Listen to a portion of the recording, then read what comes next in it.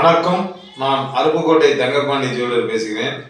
பொதுவாக பார்த்தீங்கன்னா, ஒரு அரசியல்வாதியினுடைய ஜாதகம் எவ்வாறு இருக்க வேண்டும் என்பதற்கு இந்த காணொலியில் நான் பதிவிடப்படுகிறேன். அதாவது, ஒரு ஜாதகத்தில் எந்த லக்னமாக இருந்தாலும் அந்த ஜாதகத்துக்கு தனாதிபதி தனஸ்தானத்திலோ அது மேக்சிமம் இருந்தால் ரொம்ப நல்லது. தனாதிபதி ஆட்சி விட்டுருந்தோ உச்சம் விட்டுருந்தோ இந்த மாதிரி இருந்தால் ஒரு நல்ல யோகங்கள் இருக்குது. ரெண்டாவது பார்த்தீங்கன்னா, கிரக அமைப்புகள் எல்லாமே, அதாவது அரசியலுக்குள்ளே வரணும் அப்படின்னா செவ்வாய் பலம், சூரியன், வியாழன், இந்த 3 கிரகங்கள் பொதுவாக நல்ல வலிமையில் இருந்து அந்த திசாபுத்தி காலங்கள் நடக்கையில் கண்டிப்பான முறையில் அவங்க ஒரு சட்டமன்ற உறுப்பினராகவோ அல்லது ஒரு மாவட்ட செயலாளராகவோ கண்டிப்பான முறையில் அரசியல் யோகம் இருக்கும். இது கண்டிப்பாக ஒவ்வொரு விஷயத்தையும் பார்த்தீங்கன்னா, அவங்க ஒரு 100 ஜோசியராவது ஒரு அரசியல்வாதி சந்திச்சிருவாங்க. இது நாங்கள் தான் நம்புவோம். என்கிட்ட அந்த மாதிரி சந்திச்சிருக்காங்க. அதை குறிப்பிடும்படி நம்ம யாரையும் சொல்ல முடியாது.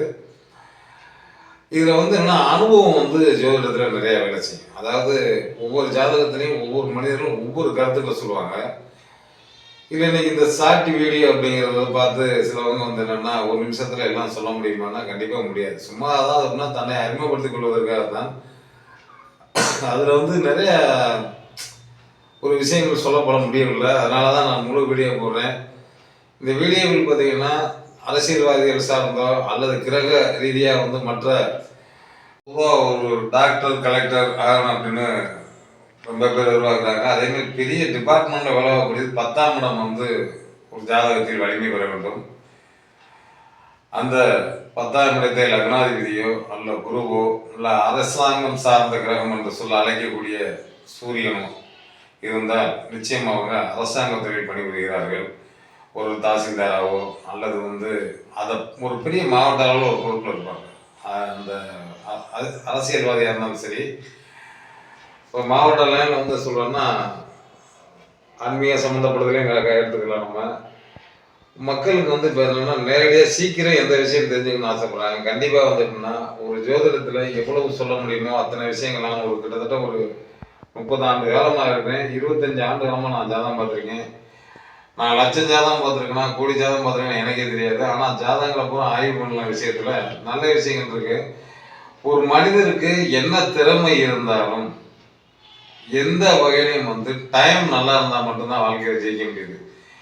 இதுக்கு உதாரணம் நல்ல பெரிய பெரிய ஜோதிடர்களே பாருங்க, 50 வயசுக்கு மேலே தான் ஒரு சாதனை பண்ணியிருப்பாங்க. ஒரு நல்ல சினிமா நடிகரையும் பாருங்க, இவங்க பூரா பார்த்தீங்கன்னா அந்த கஷ்டப்பட்டா தான் அந்த லைன் சரியாக வரும்னு கிரகங்கள் அவங்களுக்கு எல்லா கஷ்டத்தையும் கொடுத்து தான் ஒரு உயரத்துக்கே கொண்டு போகும். அதை சிலவங்க அந்த சிறு வயதில் சந்திக்க முடியாமல் 30 வயசு 32 வயசுக்குலாம் பார்த்தீங்கன்னா நான் பட்ட கஷ்டம் பயங்கரமான கஷ்டமாக, ஆனால் 40 வயசுக்கு மேலே அவங்க சாதிச்சவங்களா தான் இருப்பாங்க. கிரக வலிமை எப்போதுமே இருக்க வேண்டும். அந்த கிரகம் வலிமை இருந்தால் மட்டுமே வாழ்க்கையில் முன்னேற முடியும். வாழ்க்கையில் என்றாவது ஒரு நாள் நல்ல நாள் வராது என்று நினைப்பவர்களுக்கு திறமை இருந்தாலும் வறுமை வராமல் பார்த்துக் கொள்வதற்கு பொறுமை தேவை என்பது உண்மை. இந்த பொறுமையில் இருந்தால் டைம் கண்டிப்பாக ஸ்டார்ட் ஆகும். அது எந்த கிரக ரீதியாக ஸ்டார்ட் ஆகும் என்பதை அந்த திசாபுத்தி காலங்களில் நம்ம மன கால்குலேஷன் எப்பயுமே பண்ணிகிட்டே வருவோம். ஒரு ஜோதிடத்தை போகும்போது இந்த திசை நல்லா இருக்கும் பாரு, அந்த திசை நல்லா இல்லாமல் போகும். அதுவாக ஜோதிடர் சும்மா சரின்னு நினைக்க வேண்டாம். அது அங்கே என்ன பாதசாரங்கள் வாங்கியிருக்கு, எத்தனை குடைவன் 6, 8, 12 குடைவன் சாரம் வாங்கியிருந்தா விரயங்களாகவே ஆகும். ஆக இன்னைக்கு அந்த மாதிரி சொல்வதற்கான ஜோதிடர்கள் பூராமே பார்த்தீங்கன்னா ரொம்ப ரொம்ப கம்மியாக தான் இருக்காங்க. நீங்கள் நல்ல ஜோதிடராக சில ஜோதிடர்கள் உங்கள் குடும்ப ஜோசியர் இருப்பாங்க, இல்லை உங்கள் நண்பர்கள் ஜோசியராக இருந்தாலும் நல்ல ஆலோசனை பெற்று வந்தால் நிச்சயம் நல்ல விஷயங்கள் நடக்கும். பொதுவாக படிப்பு என்பது ஒரு பகுதி, அனுபவம் என்பது ஒரு பகுதி. அனுபவத்திலும் படிப்பு தோற்குமா அப்படி என்பதை நம்ம சொல்லும்போது எதுவுமே தோக்காது. அவரவர் மூளைக்கு என்ன எட்டியதோ அதை அவரவர்கள் திறமையை ரீச் பண்ணுவாங்க. கண்டிப்பாக அனைத்து ஜோதிடருமே நல்ல ஜோதிடர்கள் தான்.